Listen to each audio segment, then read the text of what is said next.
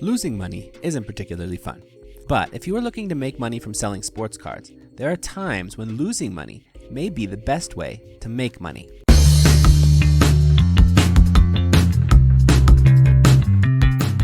There are 3 scenarios I want to go over where losing money on a card is actually the best way to move forward and make money. Scenario 1, you bought a card when it was too high and it's unlikely to ever go that high again. If you bought a card at the height of the bubble, or if you just overpaid for a card thinking it would go up in value, but you miscalculated, there are many occasions when the best way forward is just to sell that card for the best price you can get and move on. If you like that card and want to keep it, then there's no reason to do this. But if you're actually trying to make money from it, getting something for it now might be better than simply getting nothing for it and holding hope that eventually you get more for it later, even if that sometimes does mean you lose money from your initial purchase price. Not every card you are looking to make money on is going to pan out, and if you expect 100% success with your efforts, you will be disappointed, and you may end up holding on to plenty of cards you don't really have a desire to hold on to. On the other hand, even if you lose some money from that card now, if you sell it for a loss, you have that money to put back into something else. And maybe that is a purchase that'll pay off for you down the road. If the first card clearly isn't going to pay off down the road, you might as well move on to something else that may have a better chance. An example of this. In my COMC account, I had a number of raw optic rookies from the 2021 basketball season.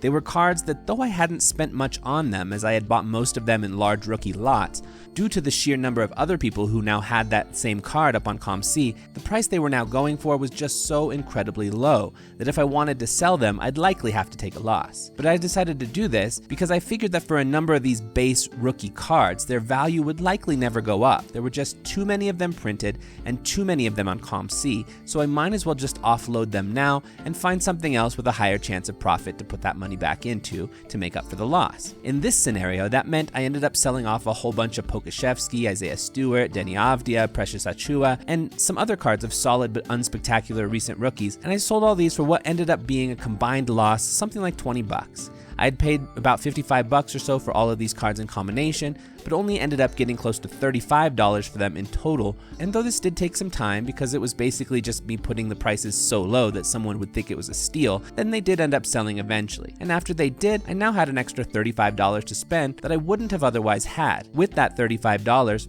I ended up buying 2 Anthony Simons 2018 Contenders Draft Pick autograph cards that both sold within a week for a quick $20 profit, which essentially negated my loss on those various base rookie cards. If I hadn't just taken the loss on the base rookie cards, I likely would have just ended up with a bigger loss on down the road. Instead, I did this arrangement, broke even, and moved on, chalking it up as a learning experience. I could have just kept those Anthony Simons cards, and it might have been a wise decision too, but in this scenario, I kind of just wanted to make up for the loss, break even, move on. This same example would have worked the same at any range of card values. A $200 card or a $2,000 card purchased when it was just too high in value that would now bring back $100 or $1,000 respectively still gives you money to work with that otherwise may just keep going down. But saying this, I definitely wouldn't do this with any card that I thought had real opportunity to increase in value again later. Like as an example, I bought some Kobe rookies that have gone down in value since the time I purchased them, but I'm not worried about offloading those. I figure eventually they'll go back up again, who knows when, but eventually, so I'll just hold on to them for later and not be too worried about it. Scenario 2.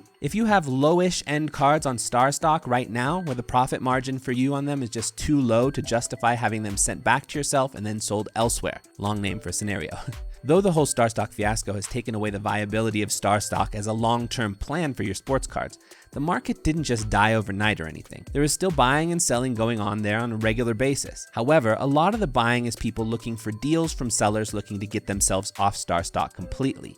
At least that's what it mostly seems to be. But as a seller, that does mean there are plenty of opportunities to offload some of my cards for a loss.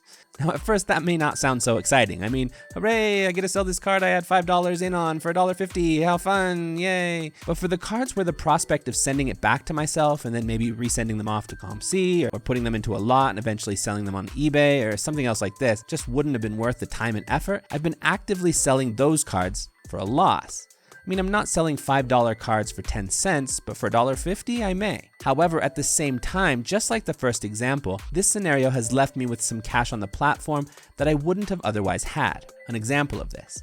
Over the past couple of weeks, I've sold off like 40 lower end cards, each for a loss. A lot of them were cards I had $3 to $5 in on, and I went ahead and sold them for like $1 or $2 each. However, by selling these maybe about 40 cards or so, even though I took a loss on each of them, I now had an additional $60 or $65 to work with that I wouldn't have otherwise had if I had just let those cards sit there endlessly, likely to never be sold. And with that $65, I ended up getting 3 cards that I would have rather had than those 40 cards anyway, and whose combined value is significantly higher than those 40 cards combined value. In this scenario, that ended up being a 2018-19 Mbappe Optic SGC 9.5 rookie that I somehow got for $15, unrealistic, I know, a 2012-13 Panini Past and Present BGS 9.5 Damian Lillard rookie that I got for $28, and a 2018-19 Prism SGC 9.5 Anthony Simons base rookie that I got for $20. All 3 of those cards are cards that I feel more happy to get shipped back to me, whereas none of those other 40 cards were really worth that extra shipping cost. If I hadn't sold those 40 cards for a loss, I wouldn't have had the opportunity to buy these other 3 cards that I would much rather have anyway. By losing money, in the end, I'm pretty sure I will end up actually gaining money and still have a cool Lillard rookie to add to the PC on top of it. I've actually done a scenario kinda similar to this more than once on StarStock over the past month. The one I just described was on cards that combined together to be a loss, but I had some other scenarios where I sold a bunch of lower end cards and just broke even or ended up with a small, tiny little profit, but then turned that stack of cash into 1 or 2 or 3 cards I'd rather have and would be more willing to spend the money to ship back to myself. For example, I recently got a Michael Jordan 1988 Fleer Sticker PSA 7 card, which I picked up for a really good price at $65. I had sold like 25 different cards that in combination gave me that $65. I had pretty much broken even on those 25 cards, but none of them were cards I really wanted to get shipped back to myself again, and then I bought this one card for that $65. So now, instead of the prospect of paying 50 cents a piece to send each of those 25 cards home, that each would have only had a small margin for profit anyway, instead, I now only have to pay 50 cents one time and have a card where my margin for profit is much better, and it's just a much cooler card that I'd be happy keeping. I'm cool with that. Scenario 3. When you are building your reputation as a seller. When you are regularly selling cards on eBay or on Card Hobby if you're in China, which I'm guessing I'm the only one here, at a card show or on some other platform, essentially you're a small business owner.